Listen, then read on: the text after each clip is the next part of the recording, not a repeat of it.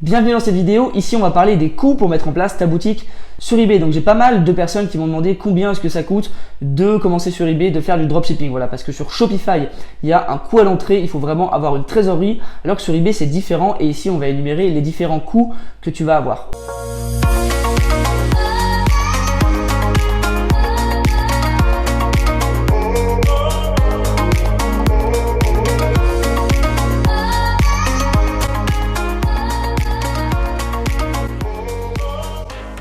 Donc n'oublie surtout pas de prendre la formation offerte qui est dans la description de la vidéo que tu es actuellement en train de regarder. Petit exemple, quand tu descends dans la vidéo, tu vois formation offerte ici avec un petit lien.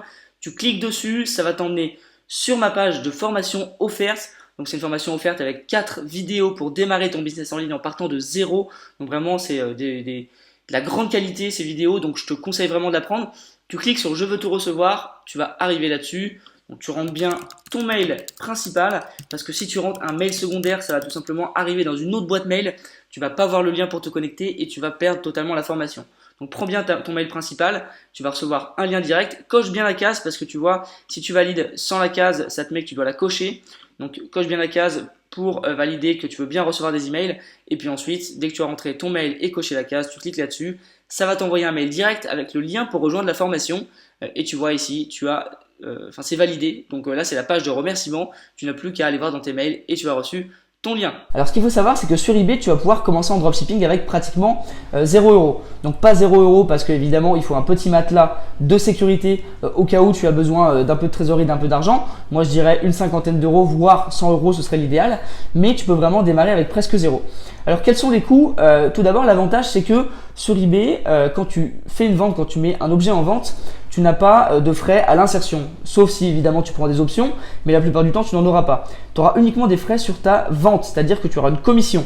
Si tu vends un objet, tu vas payer une commission qui peut aller de 3 à 10%. Donc si tu es particulier, c'est entre 8 et 10%, et si tu es professionnel, c'est entre 3 et 8%.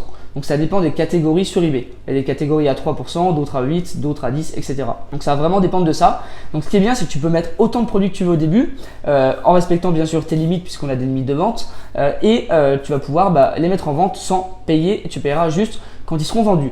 Donc pense bien à la commission finale, parce que moi j'ai beaucoup de gens qui me disent oui, j'ai mis un produit en vente sur eBay, je l'ai vendu et je me suis pas rendu compte, mais j'ai perdu de l'argent parce qu'il y avait une commission.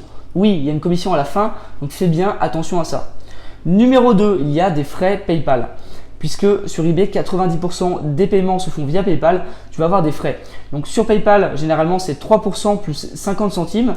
Donc ça, ce sera dans la plupart des transactions, sauf si évidemment, tu as un compte spécialisé ou alors tu fais des transactions spéciales. Mais normalement, dans la plupart des cas, ce sera ça. Ça dépend aussi du pays dans lequel tu te trouves. C'est pour ça que je dis dans la plupart des cas, parce que ça peut bouger selon ta situation et ta localisation.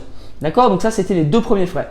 Ensuite, tu as un troisième type de frais qui est les charges de ton entreprise. Si tu es professionnel, tu as une entreprise, donc tu vas devoir payer des impôts, des taxes et des charges. Donc ça, c'est par rapport à ta situation également, mais prends-le bien en compte dans le calcul de ta marge. Enfin, comme la plupart des paiements que tu vas recevoir, ce sera via PayPal. Voilà, sur eBay, 90% environ des paiements, c'est sur PayPal. Donc si tu n'as pas PayPal, déjà, c'est une très mauvaise idée de démarrer. Il faut vraiment PayPal. Mais en tout cas, les premières ventes, il faut savoir que PayPal bloque ton argent. Pourquoi? Parce qu'ils essayent juste de voir si tu es un bon vendeur, un vendeur fiable, pour éviter les arnaques et les mauvais vendeurs. Donc, ils vont bloquer ton argent 21 jours sur les premières ventes.